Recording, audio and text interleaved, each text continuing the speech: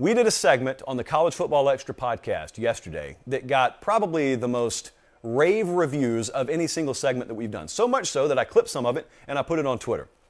And it was a question from a viewer. In fact, Colin, I think we have the question. Here it is. Caleb asked us, what is your Mount Rushmore of type of college football fan? It could be any type of fan, the funnier the better. Now, I'm about to show you an example of some that we came up with. I came up with blank and it's not close guy. And this is a guy who would say, well, Colin's got the clip, we'll roll it. He would say something like this to you. From Hamilton, Georgia, to Auburn, Alabama, to Noonan, to Carrollton, up to Atlanta, you walk into any establishment, any diner, any gas station, and you start a Bo versus Herschel debate, you are going to have 20 folks on both sides of the fence say, oh, Herschel, it's not close. Oh, Bo, it's not even close. Newsflash, it's close. Those are two of the most incredible athletes God ever put on the planet. I can assure you it's close. These kinds of folks would watch the Super Bowl coin flip and they'd say, oh, tails, it's not close. Literal 50-50. The calculator can tell you that. The calculator could slap you in the face and say, we ran the numbers on this inside the calculator. It's a 50-50 shot here. It's literally as close as anything on earth could get. Nah, heads. It's not even close. Heads. Then a lot of you chose to, listen to the frustration in the voice there. Thank you, Josh. So a lot of you chose to have fun with that. Well, then I went down a list. I gave you like 2 or 3 more. The stars don't matter guy. Stars don't matter guy is always around every corner. He just lurks. He's waiting for you. Also, the media hates us guy. Anytime that something negative is said about your program, you get 4 guys arrested tomorrow. And at the mere mention of the story, ESPN hates us. CBS hates us. Actually, buddy, it's the police blotter that hates you. We're just reporting the truth. But I said, you know what? There's no way I came up with all the good that guys. No way for college football. So I put it to you, and boy, did you respond. Mountains and mountains of responses. So I have several more that guys for college football that we just have to add. Ralph Russo of the AP submitted one that I am so angry with myself that I didn't remember. And it is posting screenshots of missed holding calls guy. You know him. I know him. You may even be related to 1 or 2 of them. You watch a football game and you go on Twitter 20 minutes later. Don't care who lost. You take that losing team's fan base and there's going to be a small sliver of them that have gone back on the DVR and they've hit pause and they've found, a still shot. It's always a still screenshot of a jersey being pulled or the bottom of a shirt being pulled there, and they've put it on Twitter, and it is essentially proof that they got screwed. That one missing holding call. Never mind, they were -3 turnovers and they probably got 10 points worth of missed calls on their end that benefited them, and they lost 31-13. None of that matters. They missed a holding call. Not only did this screw us, but this person is also a close cousin to just refs screwed us guy in general. The officiating crew is out to get us. Listen, the only fan base out there that can legitimately say there is evidence out there, more than just circumstantial evidence, that the league office is out to get them, is Arkansas Razorback fans. Otherwise, don't really want to hear it. What about bashing quality of life guy? This is a very peculiar phenomenon that exists. I've experienced it very up close and personal in the Auburn versus Alabama rivalry. And here's what this guy does. This guy, when he's hating on you, he doesn't just hate on your fandom, and he doesn't just hate on your program. He also bashes you. Probably calls you anything from trailer trash to, well, you can fill in the blank. You know good and well the roads down which they'll go. Here's what's interesting about the Iron Bowl rivalry. These people live across the street from each other, and they're shouting across the street insults about the neighbor's quality of life, not realizing socioeconomically you guys are linked arm in arm. Like, what are you talking about right now? It's one thing, and they're known to do this a time or two. My friends in Mountain Brook, you know that you've turned that nose up at the fine folks down in Clio, Alabama a time or two. That's one thing. But when I'm listening to someone literally trash the socioeconomic status of folks who live in their own neighborhood, never made sense to me. What about we weren't healthy guy?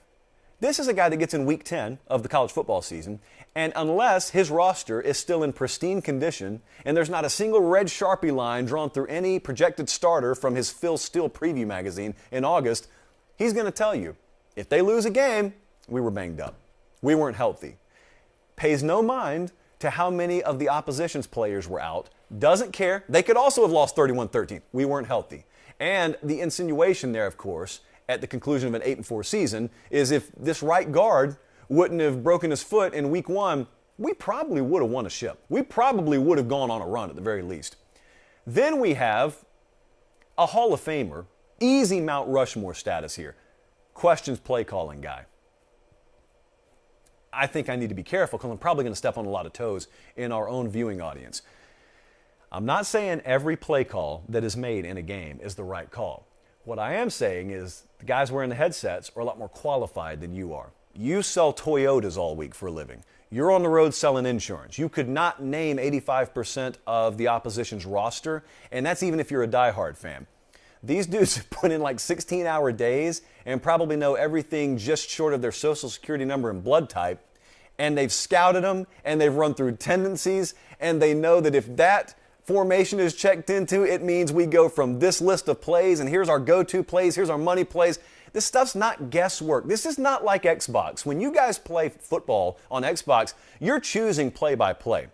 When you actually get in a game and they're calling plays, it's predetermined based on what the opposition is showing you on the field, and it's not a whole lot of guesswork. Like, they know if we get that, we're doing either this, this, or this, and maybe the only guesswork is you get to pick which one.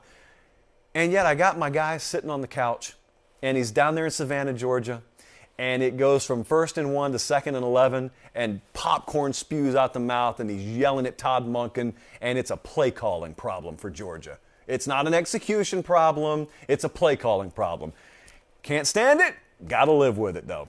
Then there is that guy's cousin, and that is, we were vanilla on offense for a reason, guy. And it's one thing if you're playing UT Chattanooga, all due respect to the Mocs in week 1, and you're up 45-0 before halftime. Yes, you are going to hold things back offensively in the third quarter.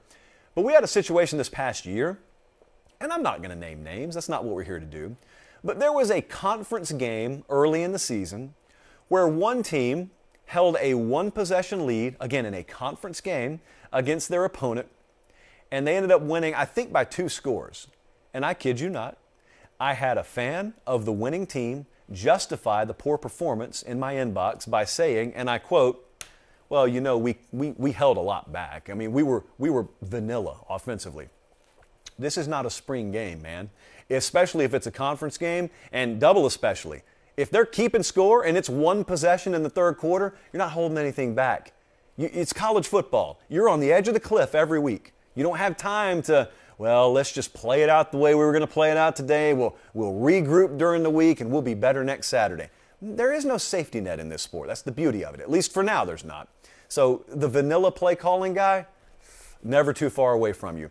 What about who have they played guy? Or who have they beaten guy? I mean, you could beat 2 teams into an ever-loving coma in week 1 and 2. But if they're not projected to make a bowl, I'm looking on any given Reddit thread or Twitter post, and I'm seeing about 20% of the respondents say, yeah, but who have they played? I mean, the Los Angeles Rams could descend into the Pac-12 and start the season 2-0. But if they played Fresno and UTEP, they would be told, yeah, but you hadn't played anybody. And there's this fine line here. Because sometimes you do need to see a certain caliber of competition. We all know that. We understand the dynamics in play here. But it's okay. You know, if you're watching teams hang 70 by the start of the fourth quarter, they're probably decent. You know, you probably don't have the same conversation there as if they're squeaking by FCS competition. Okay, if you start 4-0, but it's a really shaky 4-0, and you're favored by 35 and you're winning by 10, you can talk to me all you want to about the fact they hadn't played anyone. But who have they played, guy? Pops up in like week 10 sometimes. When you've got at least somewhat of a ready-made, interpretable resume at that point for everybody, and it's still, well, there's no top 10 teams here. Who have they played? Never mind the fact that they probably beat them and knocked them out of the top 10. Also, I wanted to quickly add in the check cleared guy. That's essentially reserved for any time you miss on a recruit and you think you got him and someone crystal balled him to you, but then he swerves last minute. It can't be that someone out-recruited you. It can't be that someone's a better closer. Cash was dropped, a bag was delivered, the check cleared, boom, check cleared guy. He wasn't a priority guy is a very close relative to check cleared guy. He wasn't a priority is a pure defense mechanism that 43-year-old grown men use when a recruit spurns their university. He wasn't a priority. May not have even had a committable offer for all we know. He was not a priority. And then Jesse came up with this one. I wouldn't have thought of this. Jesse said, what about academic flex guy? That's the Northwestern fan out there. Well, Jesse singled out Northwestern. I want to be clear. Jesse's the Northwestern hater, not me. I think they got some of the finest facilities in the land. But Jesse said, sometimes when the season goes off the rails, but you still got high academic standards, they resort to the academic flex. And they ask you, yeah, but how many of your players could get in here? What's your graduation rate, buddy? Yeah, the confetti's raining down on you, and you just won your 3rd national title in 7 years, but we're graduating kids. We're actually changing the world. And then, the Alabamas and Georgias and Clemsons of the world, they just go, guilty. Or conversely, we actually do a halfway decent job of those things too, but we also win. And by the way, you control your academic standards. You could change it tomorrow if you wanted to. That college football fan has proved to be one of the most fun, now episodic segments that we've ever had. I'm not capping this right now.